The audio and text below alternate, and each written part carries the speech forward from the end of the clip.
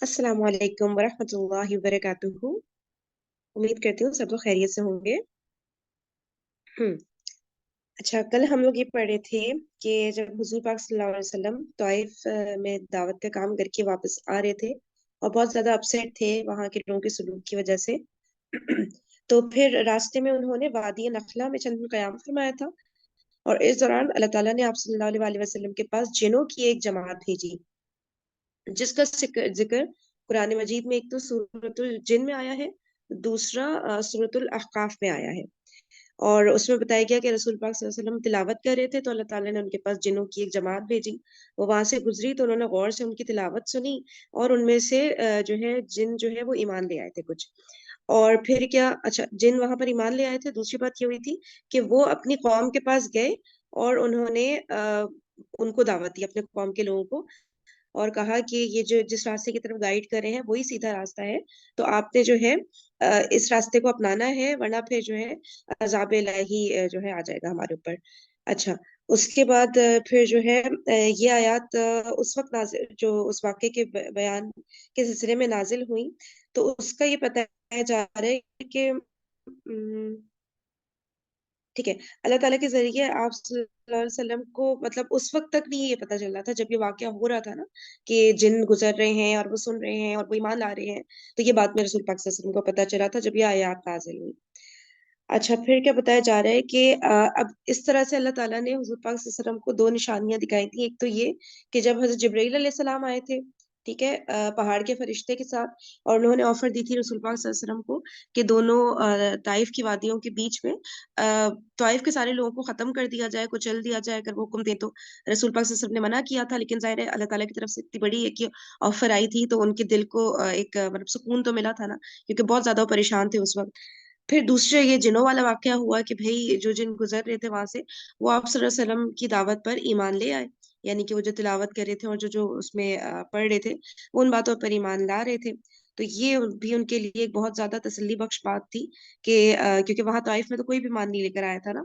तो इस तरह से दो तरीकों से अल्लाह ताला ने रसूल पाक सल्लल्लाहु अलैहि वसल्लम को तसल्ली दी, या कहेंगे उनकी मदद की। ठीक है। अच्छा, और इन्हीं आयत में ये जो जिनों की बात हो रही है, जो सूर्य जिन और सूर्य काफ की आयत पे रसूल पाक सल्लल्लाहु अलैहि वसल्लम को कामयाबी की बशारतें भी दी जा रही थी। ठीक है, कि जो है मतलब कि आप जो है बिल्कुल आपकी दावत पर जो लोग ईमान ले आए वही लोग कामयाबी पाएंगे। तो इस तरह से जो है ये कामयाबी की बशारत, और वो भी अल्लाह ताला की तरफ से, सोचे कितना पॉजिटिव इम्पैक्ट एक इंसान पे डालती है ना। अच्छा, फिर आगे क्या बताया जा रहा है, इस तरह से फिर हुजूर पाक सल्लल्लाहु अलैहि वसल्लम पर जो गम के बादल छाए हुए थे वो छट गए, और उन्होंने बिल्कुल एक अज़म कर लिया कि अब वो आगे बढ़ेंगे, और जो है चुस्ती और गर्मजोशी के साथ वापस मक्का में जाके दावत इस्लाम और तबलीग रिसालत का काम करेंगे। इस पर हजरत जैद बिन हारिसा रजी अल्लाह तआला अन्हा को मतलब एक ख्याल आया कि जब हम मक्के वापस जाएंगे तो वहां के लोगों ने तो हमें निकाल दिया था, तो जाहिर है वो हमें दोबारा वेलकम तो नहीं करेंगे ना, तो हम किस तरह एंटर होंगे वहां पे, क्या मामलात होंगे। तो रसूल पाक सल्लल्लाहु अलैहि वसल्लम ने उनको जवाब दिया कि अच्छा, मैं जवाब पढ़ ही देती हूँ यहाँ पे कि ए जैद, तुम जो हालात देख रहे हो, अल्लाह ताला उससे कुशादगी और निजात की कोई राह जरूर बनाएगा। अल्लाह यकीनन अपने दीन की मदद करेगा और अपने नबी को गालिब फरमाएगा। तो इस तरह से उन्होंने हज़रत ज़ैद बिन हारिसा रज़ी अल्लाह ताला अन्हु को हौसला दिलाया कि हमें बस आगे बढ़ना है, बाकी अल्लाह ताला का काम है, अल्लाह ताला ज़रूर हमारी मदद करेंगे। फिर वहां पे वो लोग रवाना हो गए, और वहां पे एक कोहे हिरा में कोहे हिरा के दामन में ठहर गए। और फिर वहां से चंद एक लोगों को पैगाम भिजवाया रसूल पाक सल्लल्लाहु अलैहि वसल्लम ने कि वो उन्हें पनाह दें ताकि वो सेफली एंड सिक्योरली वहां पे मक्के में दाखिल हो सके।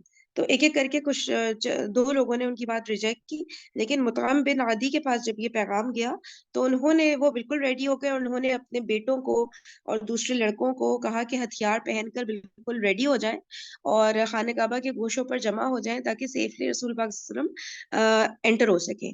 जब इस तरह से हो गया, सब बिल्कुल वहां पे रेडी हो गए उनकी टीम, फिर उन्होंने जो है पैगाम भिजवाया रसूल पाक सल्लल्लाहु अलैहि वसल्लम को कि अब वो मक्का तशरीफ ले आए, बिल्कुल बेधड़क होके एंटर हो जाए।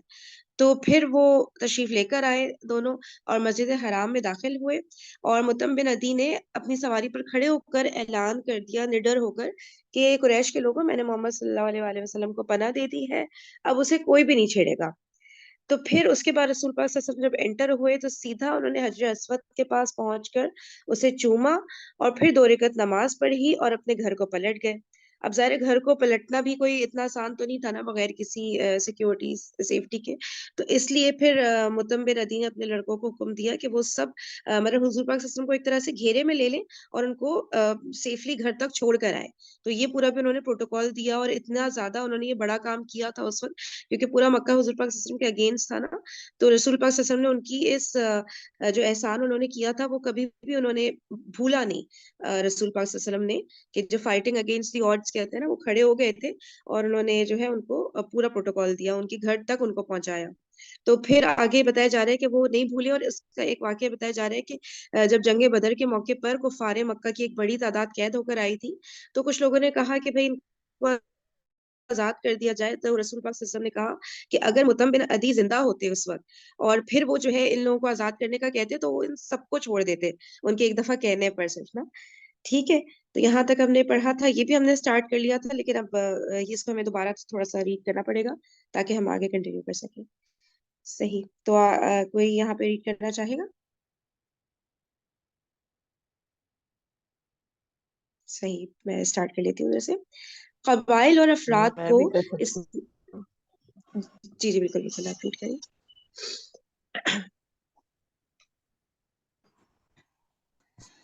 کروں. بسم اللہ الرحمن الرحیم. پڑھوں فرین؟ جی جی جی آپ اسٹارٹ کریے بالکل. بسم اللہ الرحمن الرحیم. ذی قعدہ 10 نبوت اواخر جون یا اوائل جولائی 619 عیسوی میں رسول اکرم صلی اللہ علیہ وآلہ وسلم طائف سے مکہ تشریف لائے اور یہاں افراد اور قبائل کو پھر سے اسلام کی دعوت دینی شروع کی. چونکہ موسم حج قریب تھا اس لیے فریضہ حج کی ادائیگی کے لیے دور اور نزدیک ہر جگہ سے پیدل اور سواروں کی آمد شروع ہو چکی تھی. رسول اکرم صلی اللہ علیہ وآلہ وسلم نے اس موقع کو غنیمت سمجھا اور ایک قبیلے کے پاس جا کر اسے اسلام کی دعوت دی جیسا کہ نبوت کے چوتھے سال سے آپ صلی اللہ علیہ وآلہ وسلم کا معمول تھا. صحیح. اچھا اس میں بتایا جائے سن 10 نبوت کا واقعہ ہے نا کہ ذی قعدہ کا مہینہ تھا تو اس میں رسول پاک صلی اللہ علیہ وسلم طائف سے مکہ تشریف لے کر آئے اور یہاں پہ پھر جو ہے اب ذی قعدہ تھا تو ظاہر سی بات ہے حج کا موسم ذی الحج میں آنے والا تھا تو لوگ آنا شروع ہوئے ایسا ایسا کر کے ڈفرینٹ ایریا سے آنا شروع ہوئے نا حج کی وجہ سے. تو اب اس موقع کو غنیمت جانا رسول پاک صلی اللہ علیہ وسلم نے کہ چلو بھائی لوگ خود ہی آ رہے ہیں ان کے شہر کی طرف تو وہ دعوت کا کام آسان ہو جائے گا. تو انہوں نے بھرپور طور پہ دعوت کا کام آغاز کیا اور ایک ایک قبیلے کے پاس جاتے تھے اور جیسے نہیں ہوتا جب حج کا موسم آتا ہے تو خیمے لگ رہے ہوتے ہیں ہے نا تو وہ اس طرح سے سب خیموں میں جا جا کر لوگوں کو دعوت دے رہے ہوتے تھے اسلام کی ایک ایک قبیلے کے پاس جا کے. جی آگے پڑھیے. وہ قبائل جنہیں اسلام کی دعوت دی گئی. امام زہری رضی اللہ تعالیٰ فرماتے ہیں کہ جن قبائل کے پاس رسول اکرم صلی اللہ علیہ وآلہ وسلم تشریف لے گئے اور انہیں اسلام کی دعوت دیتے ہوئے اپنے آپ کو ان پہ پیش کیا ان میں سے حسب ذیل قبیلوں کے نام بتائے گئے ہیں.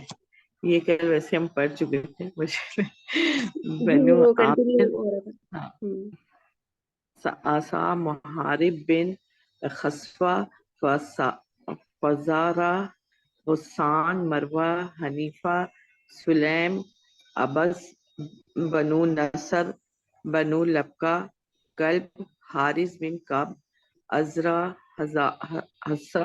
ہزارمہ، لیکن ان میں سے کسی نے بھی اسلام قبول نہ کیا. واضح ہے کہ امام زہری کے ذکر کردہ ان سارے قبائل پر ایک ہی سال یا ایک ہی موسم حج میں اسلام پیش نہیں کیا گیا تھا بلکہ نبوت کے چوتھے سال سے ہجرت سے پہلے کے آخری موسم حج تک 10 سالہ مدت کے دوران پیش کیا گیا تھا. ابن اسحاق نے بعض قبائل پہ اسلام کی پیشی اور ان کے جواب کی کیفیت کا بھی ذکر کیا ہے. ذیل میں مختصراً ان کا بیان نقل کیا جا رہا ہے۔ جی ایک منٹ۔ تو یہاں پہ سارے قبائل کے نام بتائے گئے ہیں کہ جن جن کے سامنے دعوت پیش کی گئی، لیکن اور یہ دعوت کوئی یہ نہیں تھا کہ سن 10 نبوت میں ہی پیش کی گئی تھی۔ شروع سے جب اعلانیہ نبوت سٹارٹ ہوئی تھی نا، شروع کے 3 سال تو پس پردہ ہو رہی تھی نا، پس پردہ ہو رہا تھا دعوت کا کام۔ تو سن 4 نبوت سے لے کر سن 10 نبوت تک جن قبیلوں کا ذکر کیا گیا ہے یہاں پہ، ان کو دعوت دی گئی، لیکن انہوں نے اسلام قبول نہیں کیا تھا۔ تو اب جو ہے ایک ایک قبیلے کا جو ہے، بلکہ ایک ایک تو نہیں، چند قبیلوں کا ذکر آ رہا ہے کہ ان کے سامنے جب دعوت رکھی تو ان کا ریئیکشن کیا تھا۔ جی پڑھیے گا۔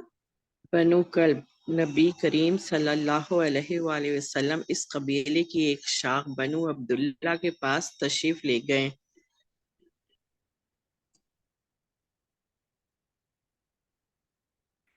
انہیں اللہ کی طرف بلایا اور اپنے آپ کو ان پہ پیش کیا۔ باتوں باتوں میں یہ بھی فرمایا کہ اے بنو عبداللہ، اللہ نے تمہارے جدہ اعلیٰ کا نام بہت اچھا رکھا تھا، لیکن اس قبیلے نے آپ کی دعوت قبول نہ کی۔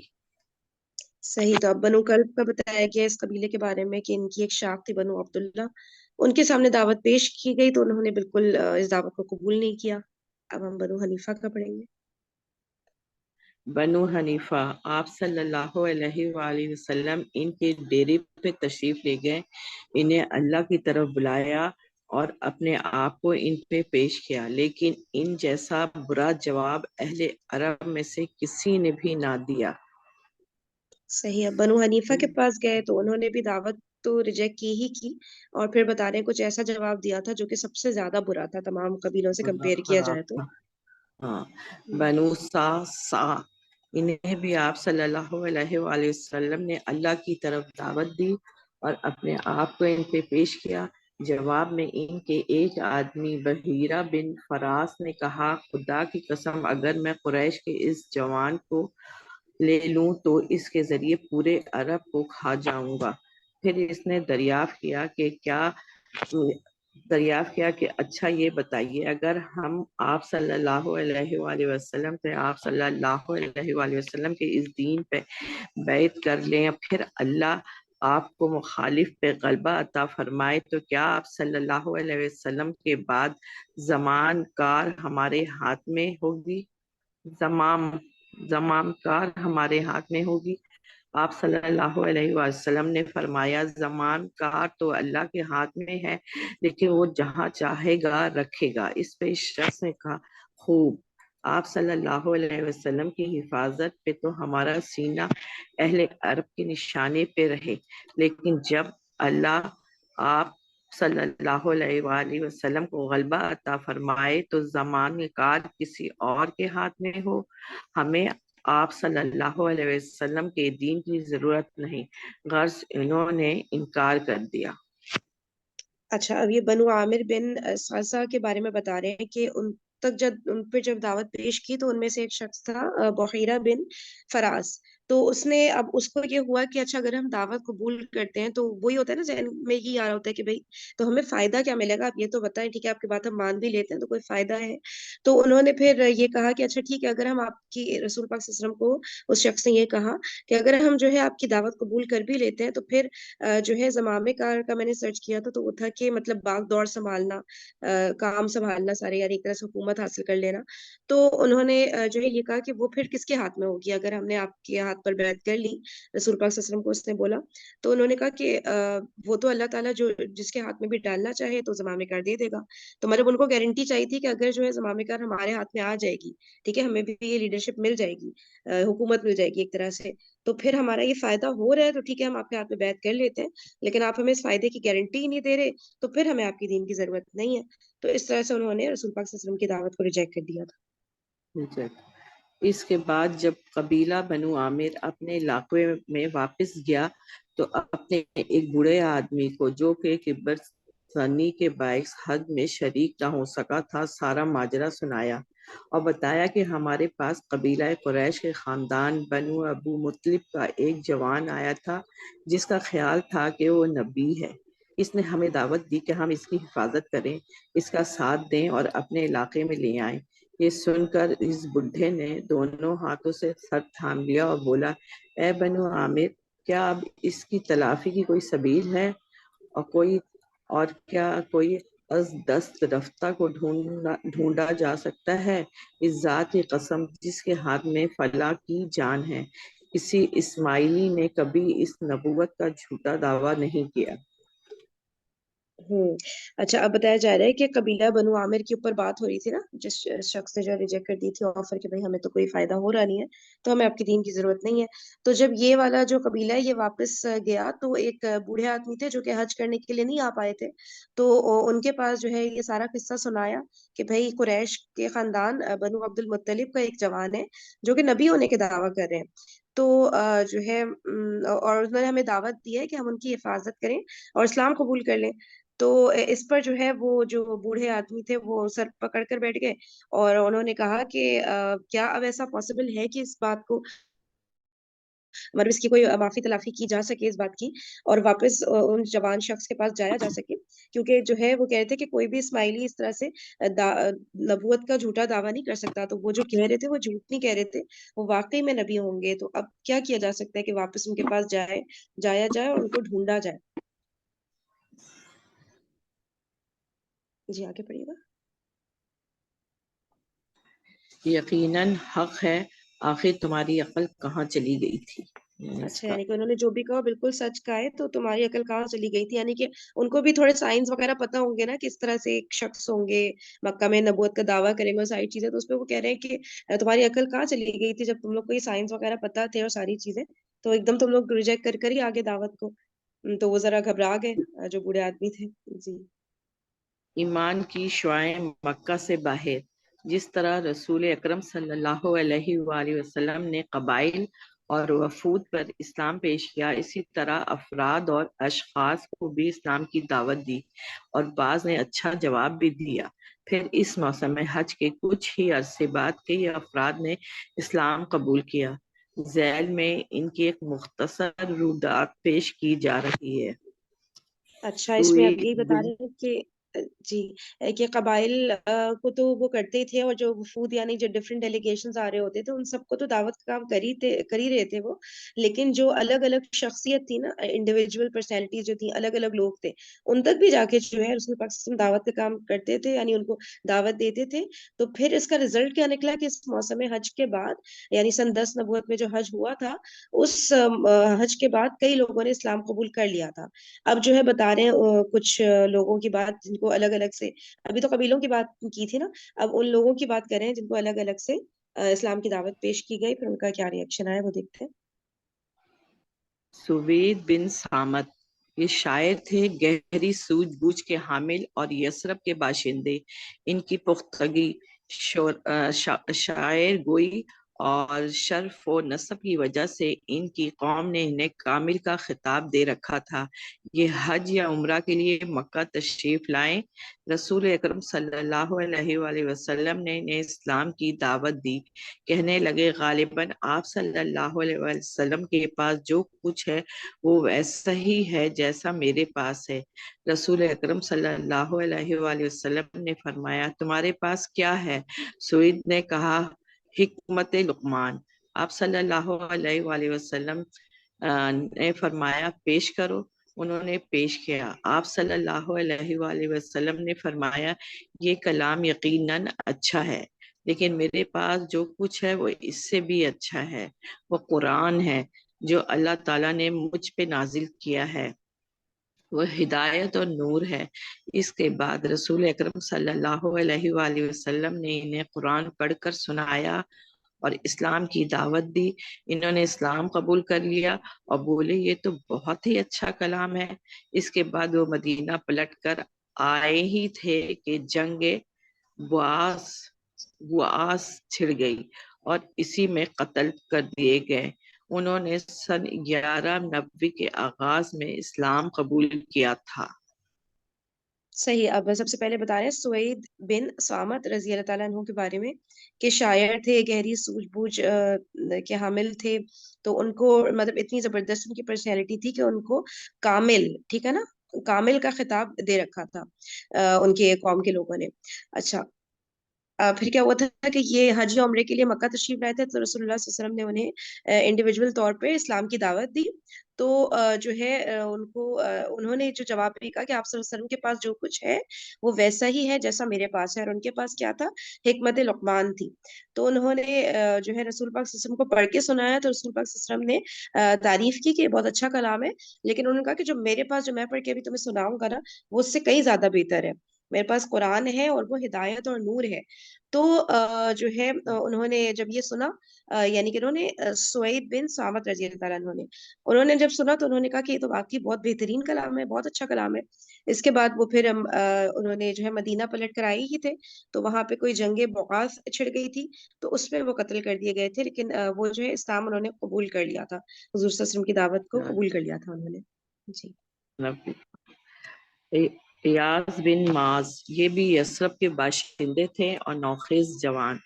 11 नबूवत में जंग बुआस से कुछ पहले औस का एक वक्त हिजरत के खिलाफ कुरैश से हल्फ व ताउन की तलाश में मक्का आया था।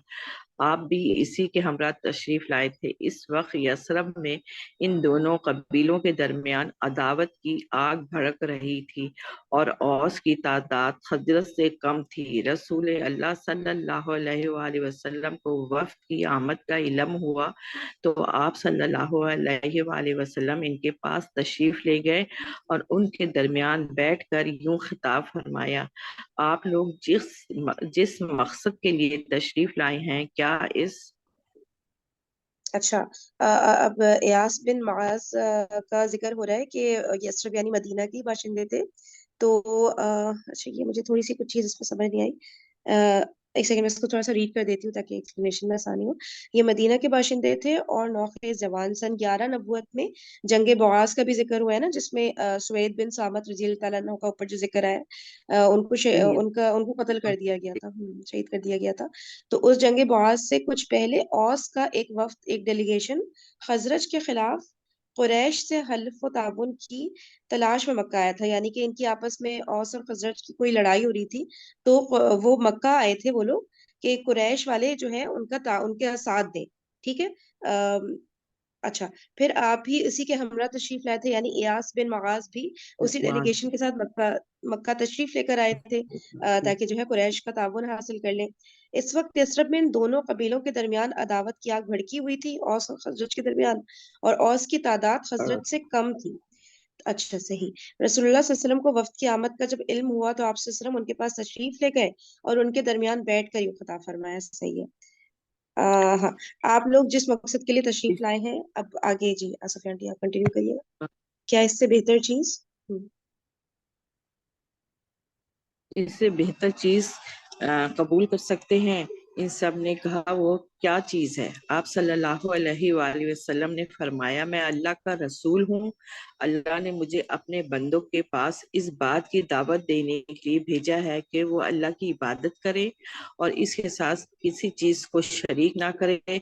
अल्लाह ने मुझ पे किताब भी उतारी है। फिर आप सल्लल्लाहु अलैहि वसल्लम ने इस्लाम का जिक्र किया और कुरान की तिलावत फरमाई। ठीक है, वो सपोर्ट लेने के लिए आए थे ना कुरैश का, कि भाई हमारे साथ ताउन करें, ताकि हमारी जो वहाँ पे जंग छिड़ गई है उसमें हमें, जाहिर सी बात है, हमें एक टीम का ताउन मिल जाएगा, सपोर्ट मिल जाएगा, तो स्ट्रांग हो जाएगा ना हमारी हमारी टीम। अच्छा, तो फिर जो है रसूल पाक सल्लल्लाहु अलैहि वसल्लम ने उनसे कहा कि मैं तुम्हें इससे बेहतर चीज बताता हूँ। और फिर उन्होंने बताया कि वो अल्लाह ताला के रसूल है, और वो जो दावत के जो कलिमात प्रेजेंट करते थे, वो उन्होंने प्रेजेंट किए कि जो है इस किताब पर ईमान ले आओ, मुझ पर, अल्लाह ताला पर ईमान ले आए और उनको नबी मान ले। ठीक है, तो ये दावत उन्होंने दी और तिलावत फरमाए कुरान की। जी, फिर। अयाज बिन माज बोले, ए कौम, ये खुदा की कसम इससे बेहतर है जिसके लिए आप लोग यहाँ तशरीफ लाए हैं। लेकिन वफ्द के एक रुकन अबुल हसीर अनस बिन राफा ने एक मुट्ठी मट्टी उठाकर अयाज के मुंह पे दे मारी और बोला, ये बात छोड़ो, मेरे उमर की कसम, यहाँ हम इसके बजाय दूसरे ही मकसद से आए हैं। अयास ने खामोशी इख्तियार कर ली और रसूल अकरम सल्लल्लाहु अलैहि वसल्लम भी उठ गए। वफ्द कुरैश के साथ हल्फ और ताउन का माहिदा करने में कामयाब ना हो सका और यूं ही नाकाम मदीना वापस हो गया। صحیح. اچھا، اب جو ایاز بن معاذ کا ذکر آ رہا ہے نا، انہی کی ہیڈنگ ہم یہ پڑھ رہے ہیں نا. تو انہوں نے جب یہ تلاوت سنی قرآن کی، حضور پاک صلی اللہ علیہ وسلم کی دعوت کے کلمات سنے، تو انہوں نے کہا کہ یہ تو واقعی، یہ خدا کی قسم اس سے بہتر ہے جس کے لیے آپ لوگ یہاں تشریف لے کر آئے ہیں. تو لیکن پھر جو وفد، جو ڈیلیگیشن آیا ہوا تھا، تو ان میں ایک شخص نے ایک مٹھی مٹی اٹھا کر ایاز بن معاذ رضی اللہ تعالیٰ عنہ کے منہ پر دے ماری اور کہا کہ اس بات کو چھوڑو، اور جو ہے ہم تو دوسرے کام کے لیے آئے تھے نا یہاں پہ. تو جو ہے یاس بن معاذ نے اس پر خاموشی اختیار کر لی، اور جو ہے وہ جس کام کے لیے وہ لوگ آئے تھے قریش کا تعاون حاصل کرنے کے لیے، وہ بھی ان کو نہ مل سکا، اور اس طرح وہ ناکام، جو پورا ان کا ڈیلیگیشن تھا وہ واپس مدینہ چلا گیا. مدینہ پلٹنے کے تھوڑے دن بعد ایاس انتقال کر گئے. وہ اپنی وفات کے وقت تحلیل و تکبیر اور حمد و تسبیح کر رہے تھے، اس لیے لوگوں کو یقین ہے کہ ان کی وفات اسلام پہ ہوئی. یعنی کہ صحیح. تو مدینہ اب جب وہ گئے تو ہاں کچھ ہی دنوں کے بعد ان کا انتقال ہو گیا. اپنی جب ان کی وفات کے وقت، یعنی کہ وہ اس وقت، یعنی اللہ تعالیٰ کا کلام پڑھے تھے، اللہ تعالیٰ کی عبادت کر رہے تھے، ہم تکبیر اور حمد و ثنا کر رہے تھے، اس لیے لوگ کہتے ہیں کہ ان کی وفات اسلام پہ ہوئی ہوگی، کیونکہ وہ اللہ کی عبادت کر رہے تھے، تکبیر پڑھ رہے تھے. سبحان اللہ. اس لیے لوگوں نے کہا ان کی وفات یقیناً اسلام پہ ہوئی ہوگی. ابو ذر غفاری رضی اللہ تعالیٰ عنہ یثرب کے اطراف میں سکونت پذیر تھے جب سعید بن سامت اور ایاز بن معاذ کے ذریعے یثرب میں رسول اکرم صلی اللہ علیہ وآلہ وسلم کی بعثت کی خبر پہنچی تو یہ خبر ابو ذر رضی اللہ تعالیٰ عنہ کے کان سے بھی ٹکرائی اور یہی ان کے اسلام لانے کا سبب بنی. اچھا، یسرب یعنی مدینے کے جب یعنی وہاں پہ یہ رہتے تھے ابو ذر غفاری رضی اللہ تعالیٰ مدینے عنہ. کے اطراف. ہاں مدینے کے آس پاس کوئی ایریاز ہوں گے، وہاں پہ رہتے تھے. تو پھر اب جن دو صحابیوں کا ذکر آیا نا اوپر، جب سوید بن کیا نام تھا، ہاں سامت رضی اللہ تعالیٰ عنہ، ہاں اور سامت ایاز اور بن کے ذریعے، معاذ رضی اللہ تعالیٰ عنہ. جی بتائیے. بس معاذ کے ذریعے یثرب میں رسول اللہ صلی اللہ علیہ وسلم کی بعثت کی خبر پہنچی، یعنی کہ مدینے میں حضور صلی اللہ علیہ وسلم کی پہنچی تو یہ خبر ابو ذر غفاری کے کان سے ٹکرائی، یعنی وہ انہوں نے بھی یہ خبر سنی. تو بس یہی خبر ہوں سننا جو ہے ان کے اسلام لانے کا سبب بنی، یعنی وہ خبر سننے کی وجہ سے وہ صحیح. اسلام لانے والے بن گئے. ان کے ہوں اسلام لانے کا واقعہ صحیح بخاری میں تفصیل سے مروی ہے. ابن عباس رضی اللہ تعالیٰ عنہ کا بیان ہے کہ ابو ذر رضی اللہ تعالیٰ عنہ نے فرمایا، میں قبیلہ غفار کا ایک آدمی تھا. مجھے معلوم ہوا کہ مکے میں ایک آدمی نمودار ہوا ہے جو اپنے آپ کو نبی کہتا ہے. میں نے اپنے بھائی سے کہا، تم اس آدمی کے پاس جاؤ، اس سے بات کرو اور میرے پاس اس کی خبر لاؤ. وہ گیا، ملاقات کی اور واپس آیا. میں نے پوچھا کیا خبر لائے ہو؟ بولا خدا کی قسم میں نے ایک ایسا آدمی دیکھا ہے جو بھلائی کا حکم دیتا ہے اور برائی سے روکتا ہے. میں نے کہا تم نے تشفی بخش خبر نہیں دی. آخر میں نے خود توشہ دان اور ڈنڈا اٹھایا اور مکہ کے لیے چل پڑا. وہاں پہنچ گیا لیکن آپ صلی اللہ علیہ وسلم کو پہچانتا نہ تھا اور یہ اچھا. ہوں اچھا، اسلام لانے کا واقعہ ابو ذر غفاری رضی اللہ عنہ کا صحیح بخاری میں پورا تفصیل سے مینشن ہوا ہے. تو اس میں بتایا گیا کہ ابن عباس رضی اللہ عنہ کا بیان ہے کہ ابو ذر غفاری رضی اللہ تعالیٰ عنہ نے فرمایا کہ میں قبیلہ غفار کا ایک آدمی تھا، سوری قبیلہ غفار کا. تو مجھے معلوم ہوا کہ مکے میں ایک ہاں آدمی ہاں نمودار ہوا ہے جو اپنے آپ کو نبی کہتا ہے. تو یہ وہاں پر ہی تھے نا، یثرب کے آس پاس رہتے تھے، تو وہاں پہ ان کو پتا چلا رسول پاک صلی اللہ علیہ وسلم کے نبوت کے دعوے کا. تو میں نے اپنے بھائی سے کہا تم اس آدمی کے پاس جاؤ اور اس سے بات کرو، یعنی کہ جو نبوت کا دعویٰ کریں ان کے پاس جائیں اور ان سے بات کریں اور خبر لے کر آئیں، پتہ تو کریں کہ وہ کیا کہہ رہے ہیں اور ساری تفصیلات لے کر آئیں. تو وہ پھر گئے اور ملاقات کی اور واپس آئے. تو پھر ابو ذر غفاری اس طرح انہوں نے پوچھا کہ کیا خبر لے کر آئے ہو، کیا بات ہوئی وہاں پہ. تو انہوں نے بولا کہ بھئی خدا کی قسم میں نے ایک ایسا آدمی دیکھا ہے جو کہ، اب وہ بتانے لگے تفصیلات کے بھلائی کا حکم یعنی نیک کام کا حکم دیتے ہیں اور برائی سے روکتے ہیں، غلط کاموں سے روک رہے ہوتے ہیں. تو پھر جو ہے ابو ذر غفاری رضی اللہ عنہ انہوں نے کہا کہ تم نے تشفی بخش خبر نہیں دی. اچھا، ان کو میرے خیال سے کوئی اس سے اس طرح سے سیٹسفیکشن نہیں ہوئی. تو تسلی انہوں نے نہیں کہا کہ ہوئی اچھا نا میں ان خود، کی. اچھا تسلی نہیں ہوئی، صحیح. پھر انہوں نے کہا کہ ٹھیک ہے میں خود سے جاتا ہوں مکہ، اور میں خود سے جا کے ان سے ملاقات کروں گا نا. اور پھر وہاں گئے تو وہ پہچانتے تو ظاہر نہیں تھے رسول پاک صلی اللہ علیہ وسلم کو. اب آگے بتا رہے ہیں. جی.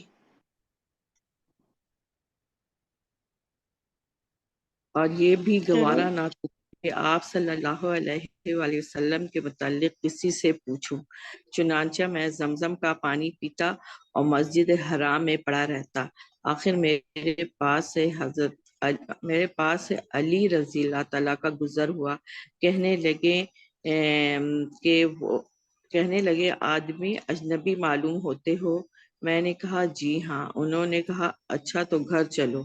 میں بھی ان کے ساتھ چل پڑا. نہ وہ مجھ سے کچھ پوچھ رہے تھے اور نہ میں ان سے کچھ پوچھ رہا تھا اور نہ انہیں کچھ بتا رہا تھا. اچھا پھر جو ہاں ہے جب حضرت ابو ذر غفاری رضی اللہ تعالیٰ عنہ مکہ گئے کہ بھئی وہاں پہ جا کے اب خود سے ملاقات کریں گے، پھر دیکھیں گے کیا معاملات ہیں سارے. تو وہ کہہ رہے ہیں کہ وہ جب وہاں گئے تو وہ خود تو پہچانتے ہی نہیں تھے، لیکن کسی اور سے بھی انہوں نے نہیں پوچھنا گوارا کیا نا. اور جو ہے وہاں پہ زمزم کا پانی پیا مکے میں، اور مسجد حرام میں ہی بس وہ رہتے تھے. تو کچھ عرصہ میرے خیال سے اس طرح سے گزرا ہوگا. پھر کیا ہوا کہ حضرت علی رضی اللہ تعالیٰ عنہ نے ان کا گزر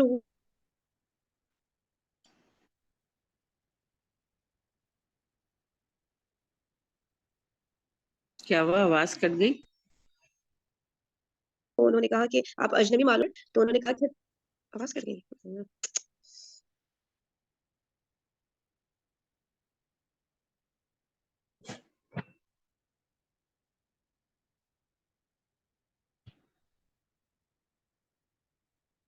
کیا ہوا فرین؟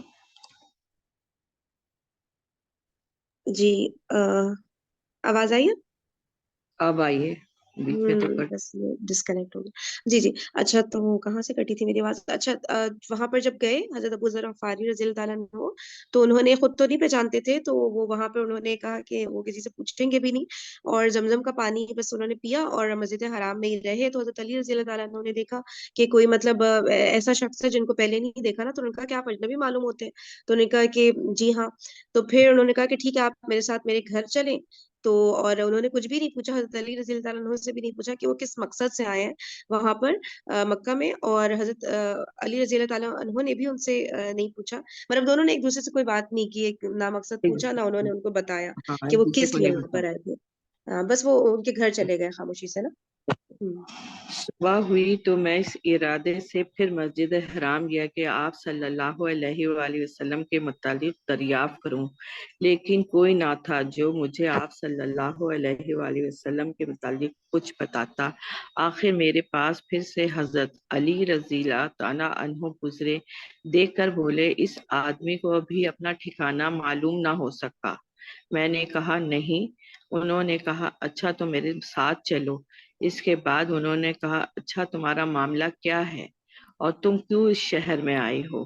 میں نے کہا آپ رازداری سے کام لیں تو بتاؤں.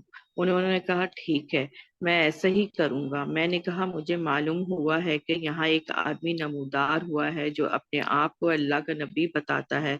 میں نے اپنے بھائی کو بھیجا کہ وہ بات کر کے آئے، مگر اس نے پلٹ کر کوئی تشفی بخش بات نہ بتلائی.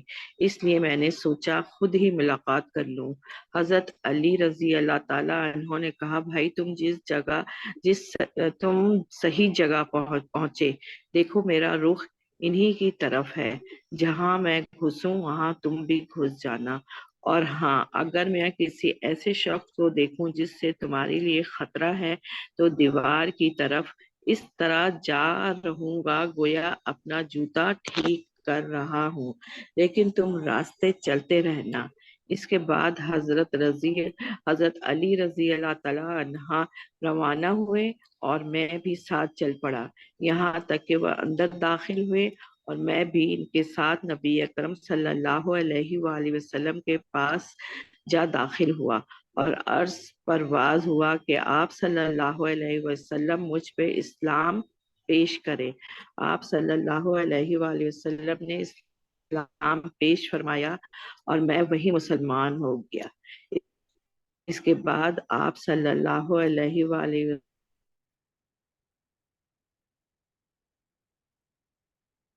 ہوں. آنٹی کی آواز کٹ رہی ہے. وسلم نے مجھ سے فرمایا، اے واپس معاملے تو آنا. میں نے کہا، اس ذات کی قسم جس نے آپ صلی اللہ علیہ وسلم کو حق کے ساتھ معبوس فرمایا، اور میں تو ان کے درمیان بیانگ دہل کا اعلان کروں گا. اس کے بعد میں مسجد حرام آیا. قریش موجود تھے اور میں نے کہا، قریش کے لوگوں. اچھا صحیح. اچھا تو پھر آپ یہ بتا رہے ہیں کہ سب سے پہلے تو حضرت علی رضی اللہ تعالیٰ عنہ کے گھر چلے گئے تھے نا. پھر صبح دوبارہ وہ مسجد حرام میں گئے رسول پاک صلی اللہ علیہ وسلم کے بارے میں مطلب معلومات کرنے کے لیے. پھر کیا ہوا کہ وہ ان کو پھر وہ وہاں پہ مل ہی نہیں رہے تھے. تو دوبارہ حضرت علی رضی اللہ تعالیٰ عنہ نے انہیں دیکھا اور انہوں نے پوچھا کہ کیا معاملہ ہے آپ کے ساتھ, آپ کس کو ڈھونڈ رہے ہیں یا پھر کیا پریشانی ہے. تو پھر اور پوچھا کہ آپ اس شہر میں کیوں آئے ہیں. تو پھر جو ہے انہوں نے حضرت ابو ذر غفاری رضی اللہ عنہ نے کہا کہ آپ بالکل رازداری سے کام لیں, آپ کسی کو اگر نہیں بتائیں تو پھر میں آپ کو اپنا مسئلہ بتاؤں.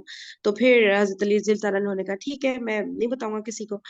تو پھر انہوں نے کہا حضرت ابو ذر غفاری رضی اللہ عنہ نے کہ مجھے پتا چلا ہے کہ یہاں ایک آدمی نمودار ہوا ہے جو اپنے آپ کو اللہ کا نبی بتاتا ہے.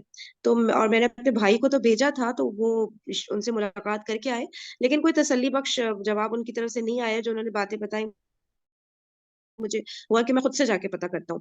تو حضرت علی رضی اللہ تعالیٰ عنہ نے کہا کہ آپ بالکل صحیح جگہ پر آئے ہیں, اور آپ بس یہ دیکھیے گا کہ جہاں میں چلتا جاؤں میرا رخ انہی کی طرف ہوگا. اور اگر جو ہے کوئی ایسا شخص آ گیا جو کہ خطرے والا کوئی شخص ہو, خطرے والی کوئی بات ہو, تو میں دیوار کی طرف ہو جاؤں گا اس طرح سے کہ میں اپنا جوتا ٹھیک کر رہا ہوں. تو اس سے آپ سمجھ جائے گا کوئی خطرے والا شخص ہے تو اس کے سامنے ہمیں یہ مطلب ظاہر ہونے نہیں دینا ہے نا کہ ہم رسول پاک صلی اللہ علیہ وسلم سے ملنا ہے, ہمارا جو مشن ہے اس کا انہیں نہیں پتا چلنا چاہیے. تو اس طرح ان کو ہنٹ مل جائے گا کہ اچھا یہ جوتا اپنا صحیح کر رہے ہیں تو اس کا مطلب یہ ہے کہ جو ہے کوئی خطرے کی بات ہے وہاں پہ نا. تو پھر اس طرح سے وہاں پر وہ سیدھا چلتے چلے گئے اور اندر داخل ہوئے تو نبی پاک صلی اللہ علیہ وسلم سے ملاقات ہوئی اور وہاں پہ جو ہے انہوں نے اسلام پیش کیا. تو پھر انہوں نے اسلام فوراً قبول کر لیا. اچھا اس کے بعد آنٹی آپ کی آواز کٹ گئی تھی میرے پاس, میں ریڈ کر دیتی ہوں. اس کے بعد آپ صلی اللہ علیہ وسلم نے مجھ سے فرمایا, اے ابو ذر رضی اللہ تعالیٰ عنہ, اس معاملے کو پس پردہ رکھو. یعنی کہ اب آپ نے اعلان نہیں کرنا ہے کہ آپ مسلمان ہو گئے, بالکل خاموشی اختیار کرنی ہے اور اپنے علاقے میں واپس چلے جاؤ. اور آپ واپس جہاں سے آئے ہیں جو مدینہ کے اطراف کے علاقے میں رہتے تھے نا, تو آپ واپس چلے جائیے اور بس ابھی کسی کو کچھ نہیں بولیے گا. جب ہمارے ظہور کی خبر ملے تو آ جانا. میں نے کہا اس ذات کی قسم, اس ذات کی قسم جس نے آپ صلی اللہ علیہ وسلم کو حق کے ساتھ مبعوث فرمایا, یعنی اللہ تعالیٰ کی قسم, میں تو ان کے درمیان بیا بنگ دہل ہاں، اس کا اعلان. بانگ دہل. اچھا بغیر یعنی کسی خوف و خطر کے اعلان کروں گا میرے خیال سے, ہے نا, میں تو اس کا ہاں، اعلان کروں گا. ہاں. اس کے بعد میں مسجد حرام آیا, قریش موجود تھے. میں نے کہا قریش کے لوگوں جی. پھر اس کے بعد انہوں نے میں اچھا مسجد شہادت حرام میں دیتا وہاں ہوں. پر ہی انہوں ہاں، نے جی اعلان کر دیا. جی جی پڑھیے آنٹی. کہ میں شہادت دیتا ہوں کہ اللہ کے سوا کوئی معبود نہیں, اور میں شہادت دیتا ہوں کہ محمد صلی اللہ علیہ وآلہ وسلم